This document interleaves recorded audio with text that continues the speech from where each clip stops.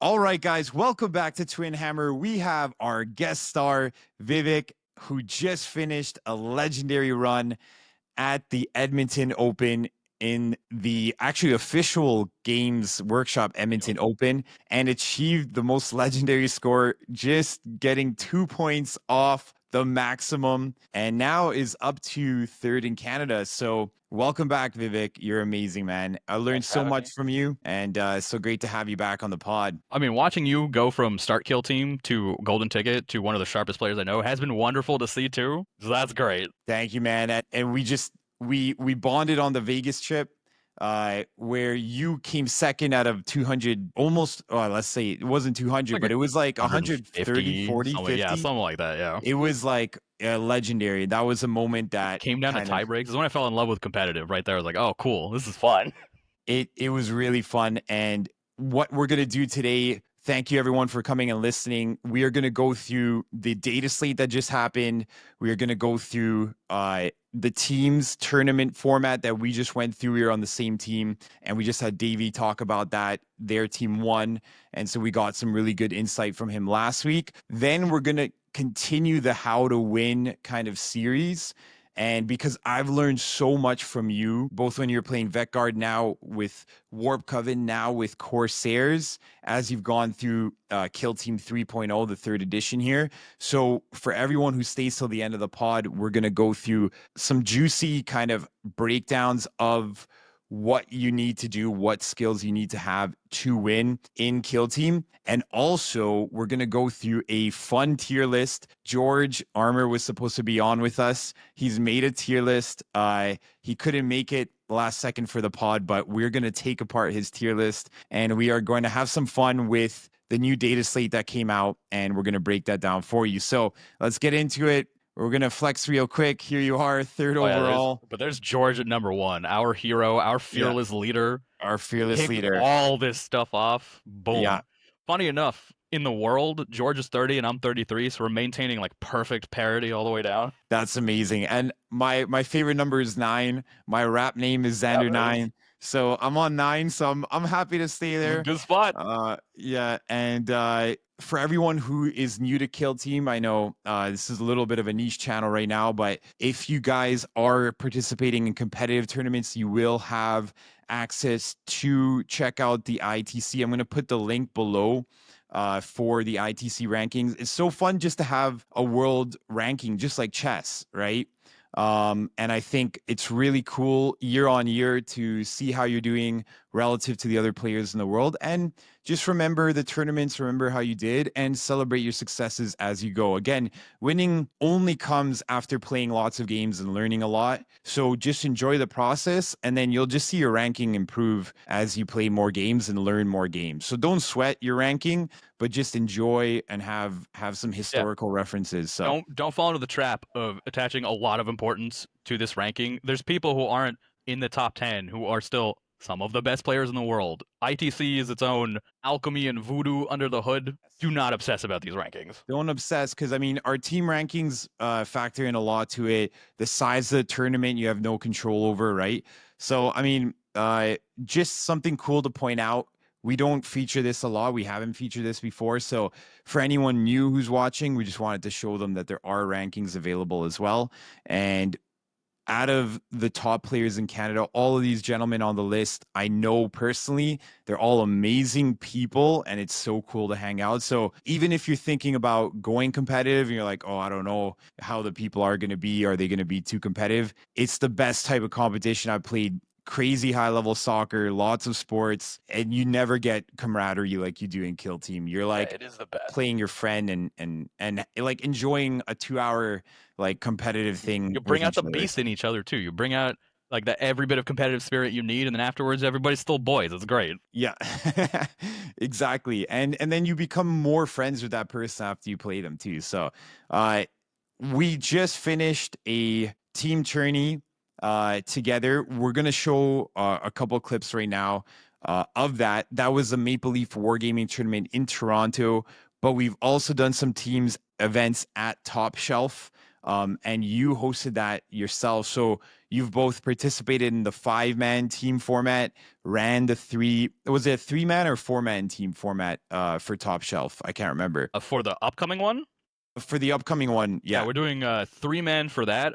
Yes. Little break from the 5-man format, but just with where it is in the calendar, like right around Thanksgiving and all that, we wanted people to be able to find 2 other friends and make 3 proper teams without the waiting list and needing to fill slots. So we're coming from that angle to go 3 for this one. Next one will probably be 5. Yeah, and Top Shelf's amazing store in Oakville. You guys got to check it out. Amazing store. We did our last battle report there, so check that out. We got another battle report coming. We got a Typhon Saga with Top Shelf, so check that out in the links below as well. But if you guys are looking for it, join Great Lakes Kill Team Podcast. That's going to be our Discord. Sorry, I said podcast, but the Great Lakes Kill Team Discord is what I'm trying to say. And we have all the events coming up there, and the Top Shelf team event will be there. There's a tournament at Harry Tarantula happening this weekend. We've got Maple Leaf Wargaming, and of course, Chimera Monthly. Chimera is another amazing store in Waterloo. It's so great, and we love going there as well. So check that out and make sure you guys are keeping track of that if you're in the Ontario area in Canada. We're going to show you a little bit of clips from this team tourney. What a bunch of fun. This is a little bit of what the pairing process was going on here. I think this is the one where we had the pairing process. Oh yeah, this is... Oh, this is slow motion. Yes. So this is slow motion. We're explaining it. We're going through. Let's see if we could get... Yes, here are the cards. You got the cards, okay. I don't know if you can explain what's happening here. Okay, so the way it works in WTC teams format is essentially each side has 5 players. You bring a card to represent every player, and there is a back and forth system of defenders and attackers. So you start by rolling off to see who's going to be the first defender. You put down a defender. Your opponents put down 2 attackers. Defender will pick their attacker. There's also a banning of crit ops in here, so the first defender will ban a crit op. The attacking side will ban a crit op. Halfway through the pairings, whoever was first defender will ban another crit op. So you go through, you ban your crit ops, you go back and forth through your attackers and defenders. Your last pairing is always what I like to call the leftover pairing, because you'll put down your defenders and attackers, and then basically the 2 people who are left on other team are going to go play that leftover game. In this case, I believe it's defender picks crit op, attacker picks map. Yes. I'm pretty sure that's how it is. So you get a little balancing act of, okay, defender's going to pick their opponent, but opponent is going to pick the map, and then defender gets to pick the crit op, which I feel is like a balanced amount. Map selection is definitely a little more important than the rest, particularly when you have to pick between ITD and open. That distinction, different teams function radically differently on those 2 maps. So that map selection is a quite important tool for the attacking side. I think it's reasonably fair and balanced. Like, no matter what, one side needs to take the first action. Like, somebody gets to do something first. So there's inherently some strengths and weaknesses, but I think the way they've handled the format keeps it relatively balanced, in my opinion. There's not too swingy of like, our team lost on the first attacker defender die roll. Doesn't really feel like that. It feels pretty solid and pretty balanced. And I was really enjoying like putting the cards down. I love it. Having that, like, okay, we're going to put a defender up, then that defender is going to choose out of 2 possible opponents. Then they put a defender up. I love that dynamic. And it was really, you could see when it was happening here. There's David, our turncoat. So this was against this was David Fage's team. He was supposed to be with us originally. He created a team, and you can kind of see we got Joe there, who is Joe Hinson, top 10 in Canada as well. I think he's number 8 right now. It's pretty solid. Yeah. And he was doing his top player for the ESS, the Elicidian Star Starters. I think he has number 1 right now. Okay, but that's good. You could kind of see the pairing processes that we're going through there. And it's really exciting. We gather around the table, and we kind of are involved in the selection of the defenders and the attackers. So, I mean, you can feel like the team tournament, this process is really, really fun. Over the whole course of the tournament, you get 3 of these kind of events and your games, right? So I thought that was a really, really fun aspect of it. I love the matching aspect. I've done it a lot for 40K teams where you go up to 8-man teams. It's always a very fun but also a little stressful if you're the team captain setup, because you have to tactically throw people to the wolves sometimes, and it's a little feels bad when it's all your friends and like, I'm sorry, buddy, you gotta go eat this matchup. It's gonna suck. It's gonna suck real bad, but you gotta, stand up straight and just take it. And this, like Davey was saying, there's a little bit more like attack. There's everybody here, everyone getting together. There's a Oh, this sneaky is Zoggers Zoggers. who won. There was George who put everything together there. We'll screenshot at the end. We had a ton of prize support. Such a great feeling. So if anyone's thinking about coming to the team's tournament, like you can see how happy everybody is. Look at how So- happy Aiden is standing there in the middle. Okay, he's a real happy camper. Yeah. Let's check that out again. Let's see Aiden there. Yeah. Look how happy he is. Look at that. Aiden's always got such a Oh my god, great somebody smile actually on. hit me with the bunny ears.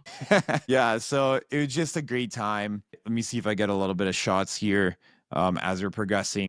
There are my goremongers. Yeah, there's your scratch built beauties. Thank you. That's Aiden's Volcus, by the way. It's a very fun Volcus. It's a really cool Volcus. It was amazing. Such great terrain there and brought by the community as well. So Yeah, we do a lot of that together because it's like if you need that many tables, nobody's got 30 tables of terrain hanging around, but everybody's got like 1 to 5. You get enough people together, easy peasy to throw on tournament with 30 people. Yeah, and because our community is so close, it's like, hey, you guys need it? Yeah, for sure. Let's do it. Yeah, like if you put out a call to arms in the Discord being like, I'm hosting this event, I need terrain to borrow, you'll get more terrain than you could ever need. Like when Command Point asked for some help with terrain, I think I took 13 sets. I'm pretty sure I took up 13 sets of terrain just in case. Yeah. That's like when we went to Worlds where we took like terrain and like 9 teams, 20, like Well, that was smart. We practice went it. in with the right idea, but then we also forgot that traveling for tournament also means you're kind of sort of on vacation. Yeah, we used it as a concept, a thinking concept rather than a execution So, like, concept. this year's though, we're gonna use it. 100%. I think we go in as prepared as we physically can every single day.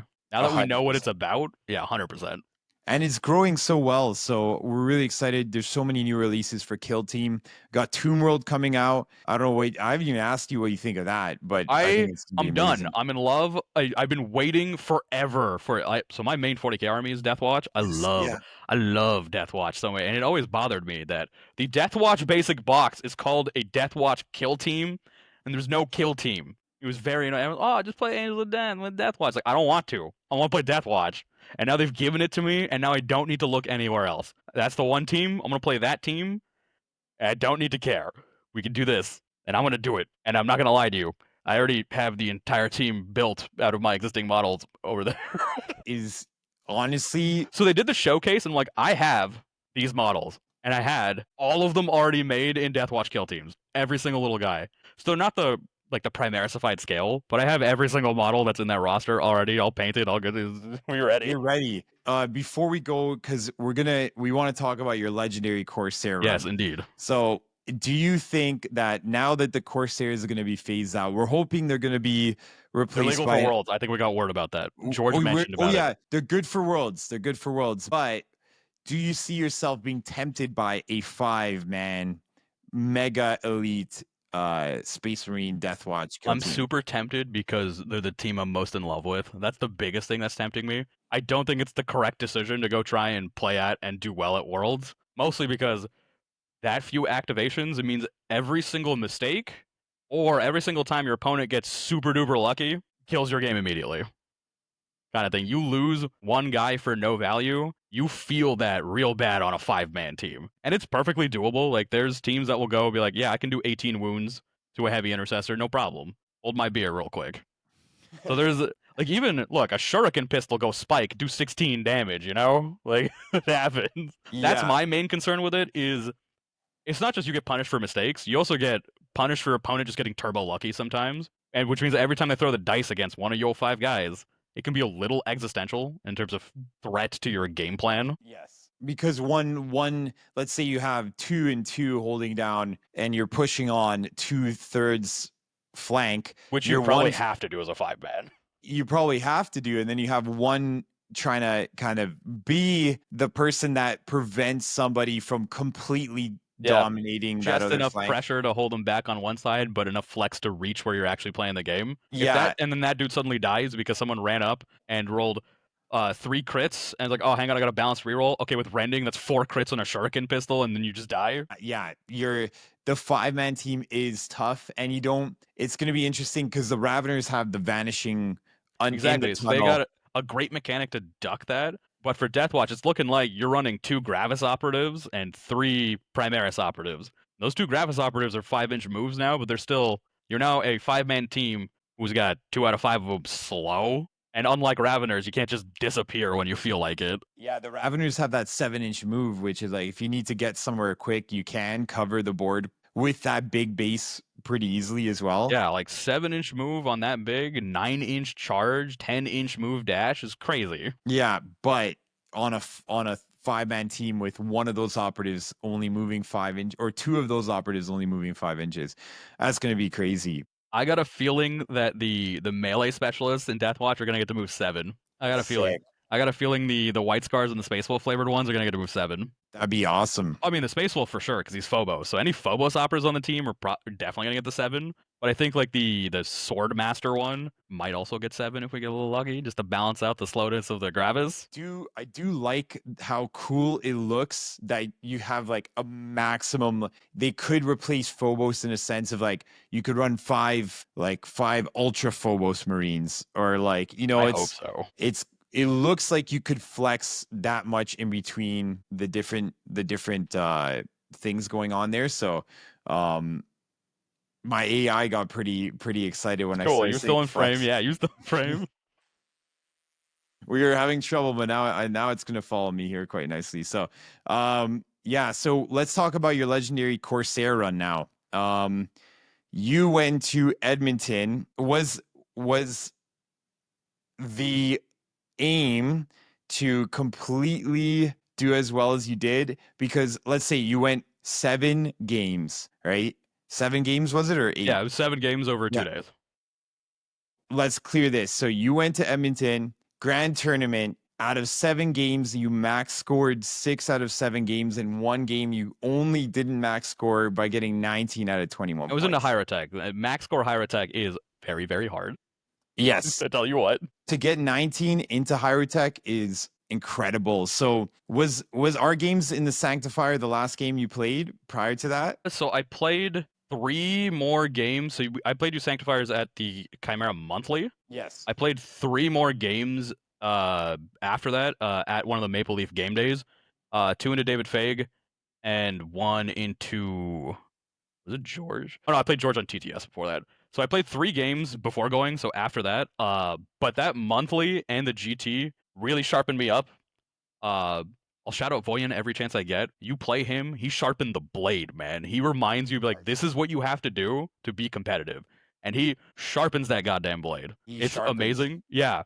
Like, you ever feel like you're like, I'm feeling rusty? Go play Voyan for 3 games. Shake the rust off. He will shake the rust off for you. Oh yeah, he'll see every angle in there. He's like, oh yeah, I can see it. He reminds you, like, this is what we're doing. This is what it means to be competitive, and he will remind you of that. And it is amazing. Like, it is amazing for getting up to snuff. So I would say the 2 games against David Fag, the 1 game against George where he played higher attack, and that game against Voyan, and your game on Sanctifiers where I had to do the math so much until you finally decided to move and make the math a little simpler for me. Those games were what really sharpened me up because I was feeling a little rusty before that, particularly in the GT and monthly. I was making a bunch of goofy mistakes, but those 5 games helped shake off all that rust, and then I went to Edmonton feeling really fresh, really confident. It was the first time I've gone to a tournament where I'm like, I want to win. You know, my usual speed is try hard, have fun, because shooting for first place can be a bit of a trap in terms of the self pressure, and there's a lot of stuff out of your control. But you know, you aim to do the best you possibly can. You try hard. You're also on vacation. Have fun. It's very important. And I brought that try hard, have fun energy into every game. But I played very exacting, damn near perfect the whole time. I made a total of, let's call it 1.5, 2 mistakes. Nemesis Claw game. Forgot that the bounce charge, I think it's called Proclivity for Murder, can also be a bounce dash. Forgot about that. So I almost lost a 3-for-1 He came up with the Nemesis Claw operative with the devastating grenade. Charge fight, killed a guy, and then proclivity dash to get within, break the cover line of somebody, throw the grenade at 2 people because they were both holding little cubbies on the side of a Volcus ruin. They were within 2. Threw the grenade, immediately killed my comms person. We did make a mistake. We gave it lethal 5-up. It doesn't have lethal 5-up. I've only seen it on ITD. Like, I've only experienced it on ITD. Brain was like, oh yeah, it's lethal 5-up. It's not. You have to roll the 6s. So we blew up the comms guy. Comms guy would have probably lived if either of us had remembered it doesn't have lethal 5-up. Because he rolled a whole lot of 5s and I just picked him up because the guy at the devastating kills him.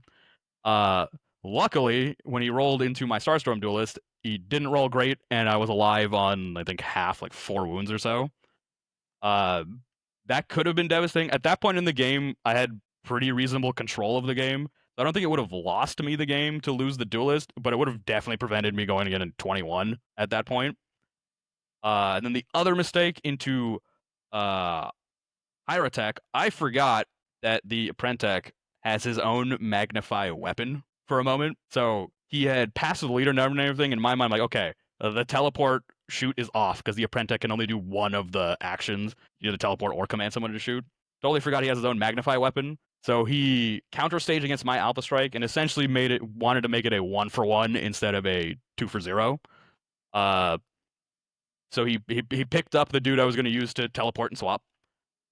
Instead of focusing on killing the guy who came up, I shot my sorcerer out for really aggro play because he had 3 dudes within 2 inches with a devastating 2-inch, and like odds aren't great. So I walk up, I shoot it, I roll 1 hit and 3 1s. I pick up all 3 CP, reroll those 3 1s into 3 crits, which was real hero play, hero move of the day, which not only like swung his counter back, because his counter was like, okay, I would have comfortably been able to pick up his Apprentech who came out and the dude who came out to counter my Alpha. So worst case, I was staring down a 2-for-1. I turned a 2-for-1 into a almost basically 4-for-1 because I killed his Accelerator, his Apprentech, the Immortal who came up, and the Despotech took 6 devastating to the face. Wow. So swung that back around, and then just from that point onwards, it was pedal to the metal, full pressure game. Keep shoving up, don't give up any AoE value, don't give him a blast value, and just clear flanks as fast as I could. I had one guy on my off flank who just got to sit on his point and casually score me points and hang out. And then I just pressured down the middle. The game, like, I could have chased the 21 in that game, but it was very much I was in a position where it was like, I can just win, or I can attempt to make a bunch of risky plays to go for 21. And in doing so, potentially lose me the game. Like, not a huge chance, but it was enough where it's like, why? I'm right here. I can just win, and I just opted to take the free win instead of go shoot for the 21.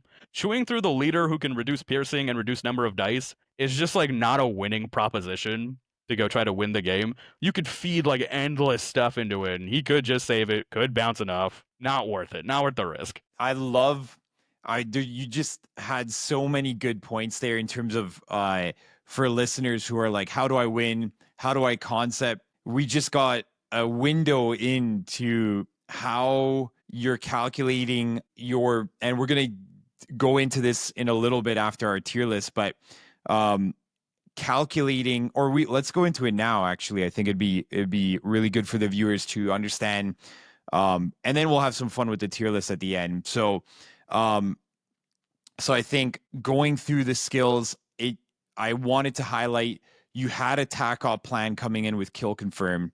Oh yeah. Or a confirmed kill, rather. So why don't we can go through this and connect it back to that run, because that'll give sort of an illustration of how it all plays out. Exactly. That's exactly what I wanted to do. Is if we're looking at all of those sort of machinations in your mind of what you were describing right now in terms of the Hyrotech looking for that perfect 21 game, these are the things that I've kind of concepted out for you that would be from my external learning from you. Is like, okay, Vivek always has a TAC-op plan, planning the full team synergy. When you were playing Corsairs against me, I really saw that full team synergy, and I was like, yeah, no layers wonder. of operatives to back each other up. Yeah, the three, 4 waves, right? And then your kill op and crit op having a really good awareness of the kill op, really good awareness of the crit op, how to score both of them. having that kill up in mind turn per turn. Then your staging is very excellent all the time. So staging, for people who don't know, is how to move your operatives up. It's like in chess, how you would do, like, which moves you're doing first in anticipation of doing the next move, And basically. which moves you can like freely pass, being like, I can hold this for later and just force you to go activate again to see where you're going. It's a whole well-rounded strategy. There's so many variables play into it, but I will do my best to try and illustrate that through this. Yeah. And one of the things I brought up with Davey on the last podcast is denying your opponent's points, which is always the key. As you're learning, you do core rules first, then you do team rules, try to learn all the 40 team rules. Then it's, okay, how do I score my tac ops? Then it's, how do I score my kill op? How do I score my crit op? And at the last thing that most people think about is, okay, I'm more worried about playing the game right, how to do my own thing. But the top players like yourself, like Davey, like George, like Shane, they think about, okay, we're going to think how to deny your opponent at the same time. So working your plan while making sure your opponent's plan can't work at the same time, because then you end up in a tie, right? If you're like heads down, try to do my own thing, you forget about what your opponent needs to do. And part of it is back and forth. If you kill more of your opponent's models, of course you're going to be denying them in some way. But yeah, if you could kind of take us through a little bit, we'll maybe go for like a couple minutes each point here. Yep. Just break down what you had on each for the Corsairs. All right, so tack off plan. I went into the tournament planning on only doing confirm kill every single game, and I did confirm kill every single game. On my end, it was a way to play multiple parts of the game all at once. If you're playing confirm kill, you're also participating in the kill op. You're also not spending any APL trying to score tac op. No plant beacons, none of that. No positioning requirements with like secure center and things like that. So it's just a very fluid way to play it. You're gonna go up and kill people. They're gonna drop tokens. Those tokens also give you rerolls in Corsairs with your piratical raiders, which was a big part of why I took confirm kill in the first place, because very much okay, I can make you stop dropping down tokens in areas where we're probably going to continue to fight throughout the game. And in doing so, I'm going to give myself rerolls as we fight and die in these places, generally over crit ops or choke points, or if my opponent on ITD and they're playing take ground, your doors. So it's very much a way to like, okay, low overhead tac op plan, which is now basically I'm going to go kill my opponent and then just be there and cool, I score points. You double dip. You score kill, you score your tac, and while you're scoring your tac, you're dropping basically little markers for yourself to be like, I need a reroll. Okay, cool. I'm going to go take the shot from over here now instead of over here because I'm going to get this one reroll. That was the main idea with taking confirm kill, was that I wouldn't have to spend APL. It would give me rerolls where I wanted it. And generally speaking, it would then free me up to play the crit op, because my tac op is I'm going to go kill you. And if you're playing the crit op, you're going to have people for me to kill. Or if you're not, I'm super fast enough to go find you if you want to be KG all the way in the back. I'll get there eventually, sort of thing. The goal was not to be like, oh, I'm going to score 6 every game. I was like, this is a reasonable 4 every game. Into elites, it's generally 6, but into anybody else, I'm like, this will be 4. The tac op primary 6. That's totally fine. Kind of think if I'm getting 6 over here while I'm focusing on playing the crit, should be fine. And if he's bringing people up to contest markers to deny me tac op points, makes it easier to pick up kill op points, because now they're further up for me to go kill them. That was the plan with that. It was very much a, I'm gonna have to kill my enemy to play the game. I may as well make my tac op an add-on to that instead of something I gotta go do. Beacons was the old hotness for me, because oh yeah, I can passively score. I can do these things when my opponent plays KG. Problem is the positioning requirements are just rough. You're not always gonna be able to do it in safety, and a lot of times like, cool, I guess I have to hang this guy out here to die to plant a beacon. Where instead he could be, I'm going to go charge and kill this guy, and you're going to drop a confirm kill token, and I'm going to attempt to pick that up later instead. I found that value proposition better, particularly against opponents who are playing beacons. Every time they got to hang somebody out around the midline or past the midline to plant a beacon, it's like, that guy is now dead because I move dash 10, charge 9. If you're that close, you're usually in range to get interacted with by somebody. And then when they die, you're going to drop me my tac op points, but I got mine from killing you. So I'm up on this. You came up planted a beacon, I came up and killed you, and you dropped a confirmed kill. When I pick up that confirmed kill, it's like I'm up an operative for this, which I found great. Like it was just, Yeah. it's simple, it's easy to do, and it's very cute because you just stack tokens all over the place. And I think that brings me to the next point, which is full team synergy. You mentioned thinking about the Corsairs in that supreme movement, supreme lethality, and also what they have. I mean, Void Dancers, for example, have 8 operatives. They have 3 APL inherently, but the Corsairs having that additional 9th operative is something that's so important. It's a big deal for confirmed kill, for example, as well, because I noticed that in our Sanctifiers Corsairs match,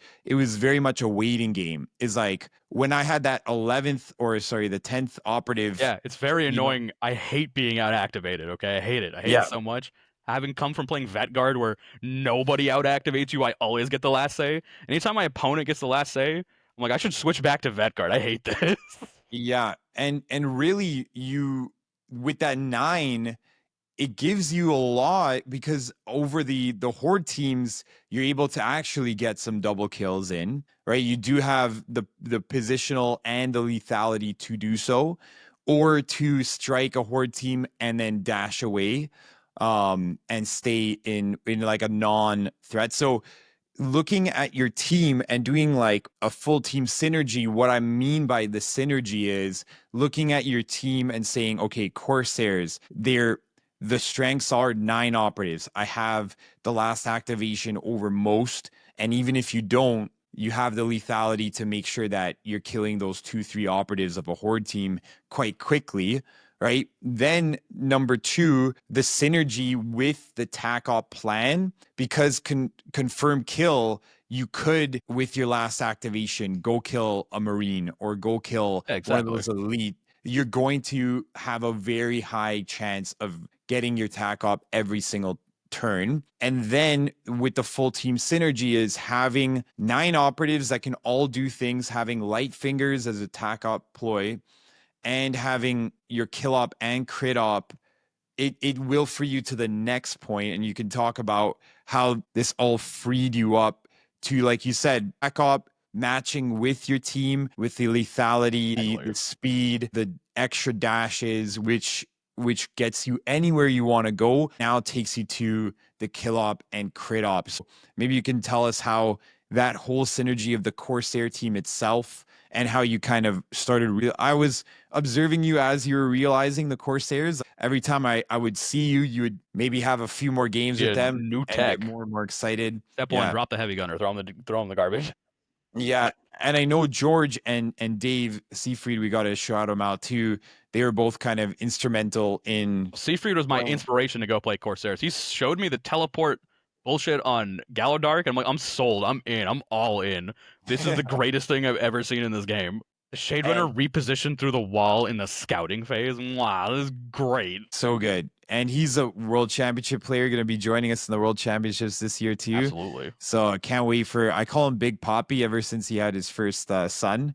So that's my nickname. Daddy Dave, man. He's Daddy Dave now. Oh, Daddy. I like that too. So shout out to you, Dave.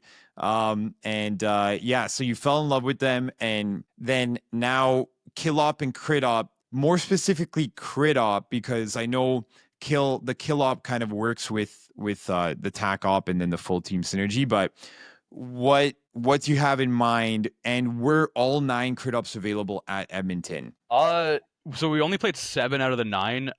There was no extraction, and there was no. I think it was the one where if you tap, you undo your opponent's taps. Intel or upload. It's one of those two where you tap, you remove your opponent's taps, replace it with your tap.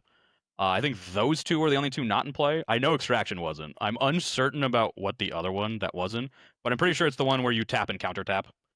They took those 2 out, so we played the rest of the 7. All very. I mean, extraction is my favorite personally because it's very funny to score like 6 crit op in a turn in one go. Really great. But as far as like full team synergy for Corsairs and how it ties back into your kill op, crit op, and tac op, the main thing is speed. They are one of the fastest teams in the game. I think only Mandrakes are really faster. But the fact that you have strat phase dashes means if you have good line of sight blocking terrain, you can hang a guy out aggressively lose initiative and be like, cool, I'm just dashing back over here out of line of sight real quick, make you come all the way up. I love to use that with the bird person. I think it's Kernite Hunter, because he's the guy who gets to pick one of your opponent's guys with a 9, tag them with the hunter's mark. If they move, position to get closer or charge them. If your opponent has only staged up 1 threat against the bird, and they got to move dash shoot you, they now can't. Because the moment they move, you're just gonna charge into them. You fight first once per turning point when you're ready. So even if it's a melee guy who's coming out to charge, you're like, cool, I'll probably do 10 damage at least on the way out. Like if it's a Space Marine, which you're super happy with. You're laughing in the bank. If you're trading a guy for 10 damage on a Space Marine, it's totally fine. The team is so fast. You don't pay for defense. That's kind of where I come from. You got 4-up save, 8 wounds. The team does not have a lot of defensive tools. They have one piece of equipment that gives you a save reroll, and I think the standard elf ploy where you get a save reroll if you've moved this turning point. Neither of them are very good as defensive tools. I mean, it's cool to reroll it, but you die rapidly in melee. You still die rapidly to basically every weapon in the game, but you pay for offense. Having most of the team have power weapons, amazing. 2 guys with ceaseless, with those power weapons, really good. The amount of piercing, you drown in piercing. Piercing 1 on the leader, piercing 2 on the duelist, piercing 2 on gunner of your choice. Take crack grenades. You just drown in the piercing. And then the wizard who does the swap is probably one of the greatest tools in the game. Most flexible guy. He is an infinite range, essentially auto stun grenade. So he has 4 dice on 3s with severe. It's 1-2 damage. You don't care about the damage. You roll 1-3, they're stunned. That's what you care about. The devastating 2-2-inch, so it's 4-3 dev 2. That's a pretty strong gun. Like, that's not a bad gun. It's great into elves. It's decent into Space Marines. Like, you'll do enough damage that they now have to be afraid of a power sword. The swap, the warding shield is still good. Just a scratch for a normal. Yeah, your opponent rolls all crits, you're crying. But the one time it saves a guy, keeps him up on 2, and now he gets to go do something, you're laughing to the bank and loving your life. Still totally worth it. Still totally great. But it's the core of speed plus lethality. They're fast, they're lethal, they die rapidly. I was playing just a fun game with one of my students from the Top Shelf Kill Team Academy last night, and I was, he's one of my students, so I wasn't playing full speed. But you feel it. Like the moment I took my foot off the gas a little bit, it's like, oh shit, I just lost 5 operatives in a turning point. It's like just a little off the gas. Like, oh yeah, we still just die to absolutely everything. So you're on the knife's edge, but because you're not paying for lethality or tricks, or sorry, for defense or tricks, you're just paying for speed and offense. Yes. You're not paying for anything. You got 9 operatives, and they're there to kill your opponent with their excellent weapons. Even your basic trooper being power sword shuriken pistol is amazing. Like, he's a 7-inch move guy with a power sword. That's great. That's amazing. I'll take it. He's a banshee, but I have 9. And I think what you mentioned there as well is in terms of paying for like lethality and movement is when you are recognizing where your team is going to shine, you've got to also recognize where your opponent's team, and that can bring us to like sort of how you stage and denying your opponents. But for example, like you don't want to hang out operatives because you don't have the defense. So yeah, you cannot tank a shot. It's not like, oh yeah, I'm gonna hang them out, I'll tank this shot and then I'll go do something. Lasgun will kill you. Don't tank the shot. Exactly. You're not Plague Marines, right? Like Plague Marines will have the tankiness, but they don't have the movement, right? Yeah. So when you're thinking, okay, this is my player I'm up against right now with the specific team. And the cool thing is with different teams, you can run them different ways, but they have the basic attributes of the team. And so running them in different ways, just like, okay, I'm Corsairs playing at a knife's edge in one way and like with one tack up strategy, but you always have to play them, like you said, with your foot full on the gas in terms of like your opponent knows any move they make, they're dead type thing, right? Yeah. Whereas you don't want to play where you're playing too defensively, that you're not staging your next moves so that you're max threat with all 9 operatives on. When we were playing, that's what I felt, is that you had staged up to the mid board effectively enough. Even when I think I played the most cagey game I've ever played. You played the most cagey. The only game that's cagier than the one you played was the one your brother played against my friend Dylan, where he did nothing. And Dylan is if he's getting up to that intermediate level, he'd never played against someone who played that cagey. He sat back and gave Dylan nothing to do for multiple turning points. And it just bamboozled the shit out of them. Yeah. And I think now that we're going to bring up the staging, I'm going to actually bring up Will we bring up a map? I'm going to bring up a map of our game specifically because I have it here for us. So we're going to share this again here, and we really want some visuals for now for the staging process. So we're talking about staging. This is our Sanctifiers game right here. But I really wanted, you can't see all of the operatives here, but we know that your Birdman is over here. And I know who's probably hiding behind that door too. Yeah, you know who's here. You had this operative here, but I played Ultra KG as we were describing, like just with this Turbo KG. Like the bubble here with my 2+1 missionaries ready to go on that flank and kind of lock down here. But you played so well that even it came down to that last die roll. You needed to re-roll that into a 6, otherwise it was lights out, and you got that 6, brother. I picked up that Bible in lunch. That guy that they had a Bible at the shawarma place of all places. So random. And I think that's what swung the Emperor's to have a Sanctifier Bible. He rolled those 3 dice. He got his natural rerolls, and I think you picked up a CP to reroll that last one. I think it was your last CP too, and he needed to roll that hard 6 for you Battlestar Galactica fans. He rolled that hard 6. It was anything else was death. Yeah, the 6 saved him. It was the baby. I needed 1. If I got the 6, I won. If I didn't, you won. That's because I would have just killed you instead, and it was just. That's you went for the charge into me, and it's like, okay, I can tank a hit. I just need you to not roll a crit. You rolled those first 3 dice with just 1 hit. I'm like, oh, cool, perfect, super good. Did your rerolls? Like, okay, super good. Pick up that CP. That's the beauty of Warhammer, right? I mean, I've lost so many games like that. So that Bible reroll really helped me out there. But yeah, so looking at your staging here, maybe you want to describe like what goes through your mind when staging with it. And you had your ammo cache here too. I don't know if you played a lot with the ammo cache. Ammo cache pilled. I take it every single game. I think regardless of what team I play, even in Goremongers. Now that we don't have rerolls on the wrist chains, the ammo cache is your reroll. Yes. So in terms of staging here, WTC maps are always a little weird because they've got a lot of weirder stuff going on. Like, for example, you see in line with that ammo cache, that center wall section, there's a door there. You see the window over here on Alex's side. So there's a lot of weird stuff, a lot of extra cover. So they're, in my opinion, they're more aggressively focused than the Vulcus maps. It lets you go be more aggro. And on the Corsair end, they have really convenient cover placed exactly 3 inches from each other all over the place, which is really good for dashing and then teleport swapping because you're going from cover to cover. It's amazing. It's a good time.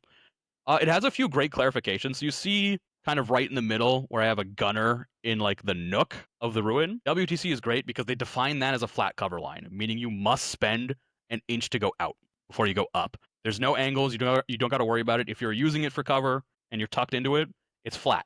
It's amazing. I love that design choice. On Vulcus, it's pull out your laser, map it out, agree with your opponent. All right, this is the cover line. WTC just clears up. It's like, we're making the nooks flat. Treat them as flat. Tax yourself an inch for going out. Easy peasy. So when you think about staging, it always comes back to pre-measuring. But what pushes you over the edge is pre-measuring. So instead of simply measuring where your opponent is and where they can go, it's where are they now? Where can they go? What does that threaten from there? In this matchup in particular, it's really important because the moment he picks up that leader, pretty much everybody, I think you positioned in such a way that literally everybody is going to pick up and move 6 inches. So you got to be thinking about that. How many threats can you properly stage up? How many can you then counter kill if he stages up too aggressively? It's thinking multiple moves ahead. So let's just say we strip the Sanctifiers out of this and just replace it with any team that doesn't have the extra movement shenanigans. Yes. Even in TP1, like, okay, where can my opponent go? You know that they're not going to hang their ass out in the open, so they're going to go from cover to cover, move dash, or move do something. Where are they going to go? Then from there, how far can they threaten? And if you're playing a team that's faster than your opponent, the idea is simply just to not be there. You're just not going to exist in the places that they could even possibly threaten. So there's no way for them to catch you, even with and against elites. Remember their counteracts. They can move an extra 2 inches. Take that into account when you go stage up, being like, okay, I'm here. I'm just out. Can he actually counteract to get any closer? Sometimes yes, sometimes no. But you gotta basically take all of the variables into account when you're staging, not just where is everybody now, where can they go. It's all about where are they gonna go, and from there, where can they threaten. That's the big math part about staging. You did a masterclass on this one. You staging against me, because the only shots you left me open in the opening phase of the game before we started trading were shots that involved getting close enough to your confessor that if you roll and you make that no, I'm fucked, which makes it on my end not worth the risk. I would much rather go kill worse operatives off on the side and not get no to lose the game kind of thing, which forced me to change up my entire plan, which was like, I'm gonna go pick a guy off that you left hanging out. You left nobody hanging out. First and foremost, he left absolutely nobody. He knew that with his little confessor double move, he can just be back and have enough movement to go play the crit, play the tack, play the kill on his terms, because he's got 2 extra activations for the most part. Yeah, you're an 11-man team, 2 extra activations. So he leveraged that to the hilt. The amount of pass, make me have to sit there and go like, could you move? Could you move up like a little bit? Just like a little bit? Move up like a little bit so I have something to interact with? Yeah. And this like missionaries that can also move outside of the bubble after they've already done a 3-inch a 3 APL move is also kind of crazy. Like ITC, I had my heavy barricade here, heavy here, so I knew I could move in the confessor bubble and have 3 APL to go now do whatever I wanted with 3 APL from the move from the The fact that one of them is a chainsword guy is extra threatening, because at 3 APL with a chainsword, now you're threatening charge fight shoot, which is existential. Yes, and so it's great. We're going to talk about the changes. Having a 3-inch move on these guys is way better. That means they can't do this now anymore, which means they can't. These guys, like for example, in this position, since it's been nerfed from 6 to 3, with 3, most of these guys have nowhere to go that isn't hanging out in the open. The moment you're hanging out in the open, your opponent can take a lot of free value because they can pick you off, go out of line of sight, do all sorts of stuff. So you're very restricted now. It's still good, but dashing to cover is a lot harder than repositioning into cover. That's the big one. And it prevents me as the Sanctifier player or any Sanctifier player from literally having a full move to stage mid-turn. Yeah. Like you can't whenever you want to. Yeah, you can't see where I'm going to stage. So I just wait until your operatives on that side are done. And then I'll just do my free move and a 3 APL without retribution, right? And if I put 2 on that side, then even if I lose initiative, you kill one, I'll probably be able to kill another one back. Yeah, exactly. You know? So I really think that is a significantly good nerf to Sanctifiers. I do think it's still a top team, and we'll discuss Sanctifiers really quickly. It is crunchy, I think, particularly on ITD, where that 3-inch feels a little better than the 6, because there's a lot of instances where it's like, I just like to clear this door so I don't have to get taxed by it later. Sliding on the other side will usually get you there, kind of thing. Yeah. But they're no longer oppressive in terms of your opponent needing to do the calculus. It's a lot easier to do the 3-inch calculus because there's only so many places they could go. 6-inch is wild because you can also shift your whole team from one flank to the other and just feint, just go. Be like, cool, I have all these guys stage up mid, kind of looking that way. We're now all looking this way. Doesn't matter. I'm glad you deployed half your team over there. We're going to play over here. Yeah, and that was the significant thing. Especially I found that Sanctifiers were incredible on this ITC terrain that I played twice on in this tournament, just because you have so many staging points, so much heavy. Yeah, like it feels really like, particularly with your 6-inch, going from cubby to heavy in the middle is just like, or even from off the side of the ruin to these like heavy plates. There's so much room to move. Whereas on Vulcus, it's like, okay, you got the handful of little pieces. Most of your real estate is taken up by the 2 strongholds and the ruins. Yeah. You don't actually get a lot of places to go, but WTC opens it up by giving you just more stuff on the map. I like ruins over strongholds. I think it livens the map up a lot more, because the strongholds always create this weird dynamic of who can charge across, who can't, who can go across and shoot, who can't, kind of thing. Yeah, and so it is cool. I've seen, ever since I uttered the words, like, I've never seen Octarius played, then I saw a couple battle reports with Octarius. I think it's interesting to see how Tomb World interacts as well. But now that we've talked about staging, we've talked a little bit about the Sanctifier nerf already. Let's go to the data slate. Final thoughts on like how to play game, how to shoot for big scores and whatnot Yep. is you need to combine a plan and your ability to be flexible. If you're inflexible with a plan, the moment a wrench is thrown in, you'll be off your game. If you are pure finesse with no plan, you're gonna create situations for yourself where, like, if I just thought this through a little more, it would have been way better.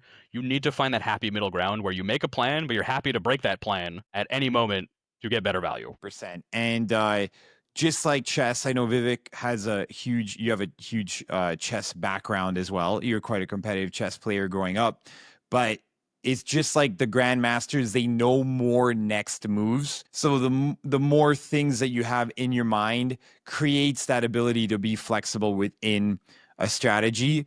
But I do really like that. It's like, okay, I've got a game plan, but then I've also got an Finesse. alternate game plan, you know? So And in terms of team knowledge, you don't have to go memorize all 40 teams. You just got to know what the right questions are to ask. Like, for example, if your opponent has a bunch of ploys where it's like, it gives me rerolls on my attack dice, you don't really care about that in your information of things you need to know about the team. Because the moment your opponent is throwing dice at you, on my end, I assume they're just going to roll super hot because your main defense against not getting spiked on is to not let your opponent throw dice at you, deny your opponent that ability. You just ask them all the right questions. Like, ask them about the AoE, the tricks, piercing. Like, it's a pretty simple list of questions, but you're very much looking for, like, what are the movement tricks? What are the interrupts? Your resolve the first die in melee, like, all you care about are the actual tricks. The rerolls and everything else, you don't really, which is usually about half a team's shtick will be like, we got some things that do rerolls. You can just throw those out. You don't care. You're like, cool, you get to reroll some dice. Phenomenal. You care about reducing piercing. You care about out of phase movements. You care about interrupts. You care about damage reduction. Those are the things. If you just ask the right questions, and it's really only about 10 questions. yes. Pre-game with your opponent, quickly go over their data sheets, make sure you got all the tricks covered. You can go play a team you've never played against with relatively complete information. I mean, yes, you need to see things happen for the first time to really absorb it. But you don't, when you go in completely blind, you ask 10 questions, you'll get like 85% of the stuff you need to no longer make it feel like you're going in blind. Exactly. And you did that really well last edition and also brought that into the new edition as well, because you were a one person, one team. One team, because it was my only painted team. Yeah. But it was a happy accident. Speaking of which, shout out to this was George paint job on the Corsairs. No, this was my friend Phil R's paint job. They're so pretty. Yeah, George did a great job on his, but Phil's also with the spring garden going on there. Fantastic. Shout out Phil R. Quickly now for the data slate, the changes to the core rules. We are going over them with George a little bit. We got changed. You can't counteract if you've gone on guard. Only if you take the shot or take the fight. So you can be sitting on guard. As long as you don't actually shoot or fight somebody, you can counteract. And of course, counteracting will break your guard because you're doing an action. So you can sit and hold a guard until your last chance to counteract and then counteract. That's not a huge nerf, but it's like, honestly, on ITD, it denies a lot of free value where, like, I'm going to go on guard somewhere where you have to come play the game. So now either you got to figure out how you're going to duck my guard or you're just going to trigger my guard. And then down the road, I'm going to counteract tap this point for an extra point. Now it's very much like, okay, if I go out and trigger your guard and you take it, at the very least, I'm also now denying your counteract to come tap this point for free later. So you get some value back by making them take the guards. Tripping guard actions now can contain some other value to it, which is fun. Was it a warranted nerf? I think a little bit. They needed to work guard and counteract like a little bit because it's the disparity between open and ITD for an elite team was massive because guard plus counteract gave them so many more tools, so many more attacks, so much extra APL. I think it's overall fair. I think this is a pre-nerf or whatever Deathwatch is going to have because they're probably going to have some really cracked shit.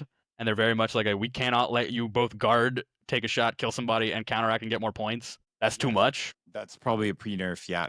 And then also maybe the severe not being able to retain. Weird, man. And from everybody we've talked to, I think you've been seen in the Discord too. There's not like a single person who's on board with this nerf because it nerfs a bunch of stuff that nobody felt was problematic. Like, okay, on the Legionaries end, it was cute that you could, with Zinch, you could walk up with I think it's the Tainted Bolt Pistol, and you could roll no hits, hit yourself in the head with the Talisman.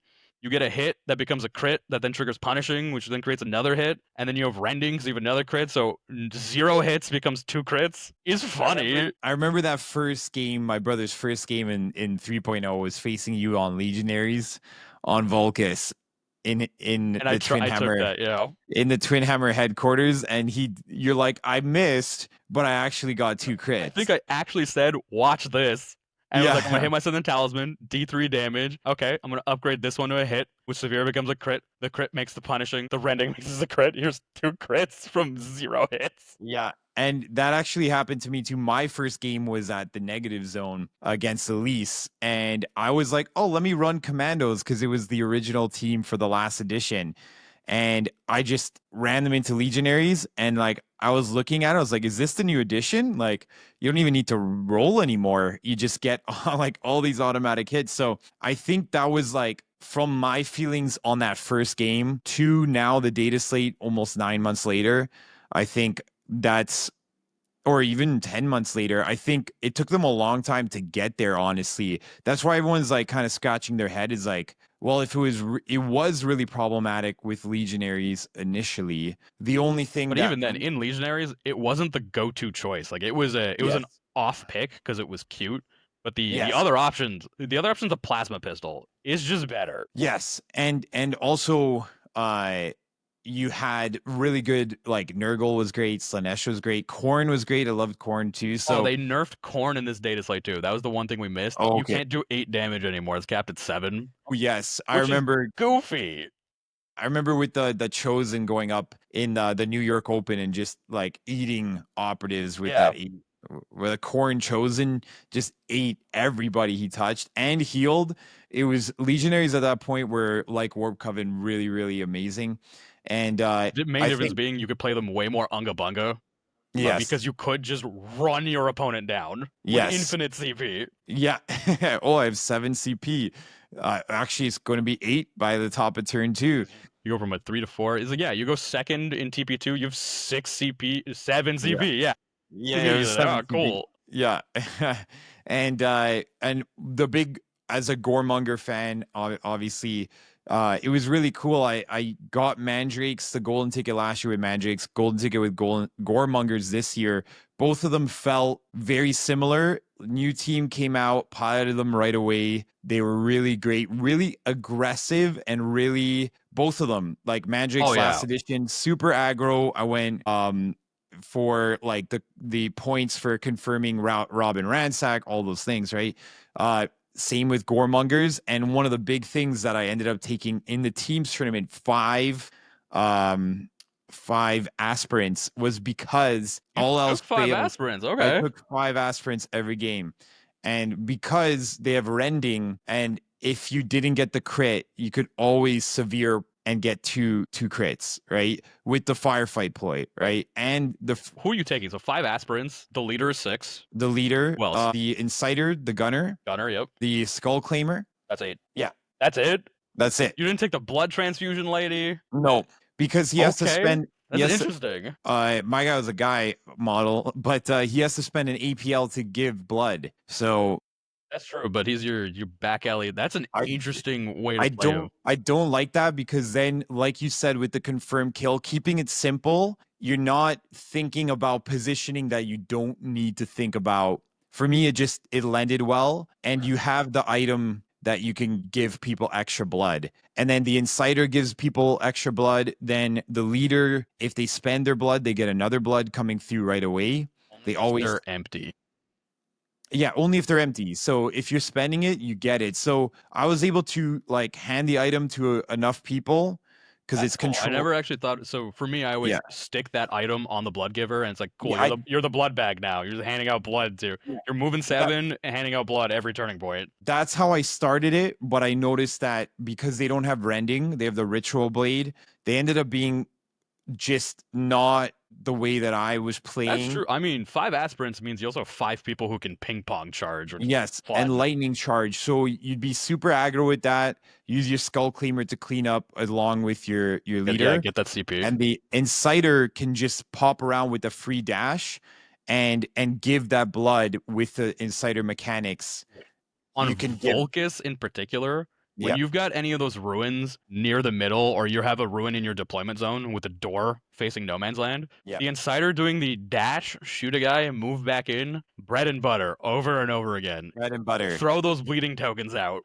Exactly. And so I was using that mechanic as the way to leverage the blood That's plus actually really cute. That's a cute way to play it. plus the bloody cadaver. So I ran my first maybe 5 to 8 games with the blood taker as the blood bag giver.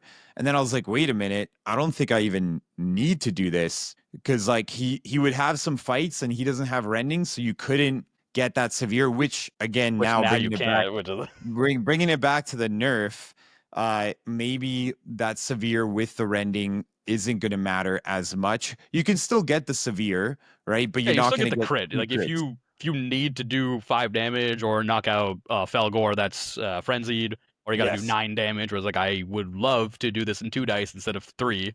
It's still useful, but Yes. it did get kicked in the teeth. The thing for me on the severe nerf is it's halfway. It's like severe only doesn't trigger rending and punishing, but it's gonna trigger piercing crits and devastating wounds, which is like okay, cool. I mean, I understand the verbiage and everything that I don't think technically severe could have done what it used to. Maybe I'm not that. Yeah. That's the only part for me that's weird. It's like why are you allowing it to trigger half the things, not the other half? But maybe it's another pre-nerf. Maybe Yeah. Deathwatch is gonna come out with everything has rending like on tap, and they have like 1 CP severe on whatever they want. Who knows? And they're like, okay, this is too goofy. We're gonna nerf this now. Maybe. Well, honestly, I think when that box comes out, some of these nerfs will get clarified. Be like, okay, this is why they have a damage 10 Thunderhammer with rending on it and getting 2 crits, and now you kill a Ravener in 2 hits. It's maybe a little too much. It's very probable what you just said, because like with 5, they're gonna need they'll probably not have the escape mechanic, so they're gonna need ability to like just I hope it's kill just everything. the ability is just pure lethality. Yeah. No tricks. It's just like I have rerolls and 5 dice on everything. Let's go sock it to him. Yeah. We got the Sanctifier nerf we talked about as well. Elites we talked about a little bit here. But the Nemclaw, they're We wanted to go I into love specifics real quick. Angels of Yeah. Death got kicked in the teeth with the Dueler nerf. And Yes. I mean, the Sergeant nerf was whatever. Most people take the Captain and the Sergeant nerf. You'll still get your bit of CP back that you want every game. Yes. Nemesis Claw, the in Midnight Clad nerf, I find really funny because at 8 inches, it is fundamentally way less useful. Yes. Tons of teams are very pistol heavy. They're just going to get within 8 and shoot you. So it's like, cool, this does nothing for my elf team with all range 8. You know, like, for a lot of teams, it's like a huge switch. Like, oh, cool, I can now hang out a little closer and I get up within 6, which is the death zone. I could be at 8 and make you come all the way down and strip your obscuring. What were their other nerfs? Oh, losing the prescience points between turning points is very much just like a fuck you to Nemesis Claw players. Like, nah, just go. Because usually, you know, you roll that 3 in TP1. It's like, cool, this is my juice for the game now. You know, I got this little extra juice. I'm going to spend to get a CP here, and then I'll have 2 extra juice. That was really the core mechanic of the 2 core mechanics of the Nemclaw they've nerfed now. Yeah. And they did feel a little bit powerful. I don't think they were anything like super out of line, to be completely honest. They felt powerful, but yeah, they weren't something that I was clamoring like. I felt like if I was losing, for example, to David Fag, who's an incredible Nemclaw player, I would lose because he's playing really well. Like I wasn't saying like, oh, okay, Nemclaw is like kind of. No, you still got to crazy. play Like, really, really tight. you There's still an gotta elite play team. You tight. don't have a lot of room for error. You don't have rerolls and you don't have great saves. So if your dice escape you as an MClaw player, you could be in some trouble, right? Hyrotech, what were the nerfs for Hyrotech? Hyrotech, I think the big ones were no teleport, turning point 1. Teleport got nerfed to within 5 inches instead of within 6. And the comms device can no longer boost the distance in which you can place the guy, which means it's a fixed distance. It's within 5 inches of either the apprentice or the leader, depending on who's doing it.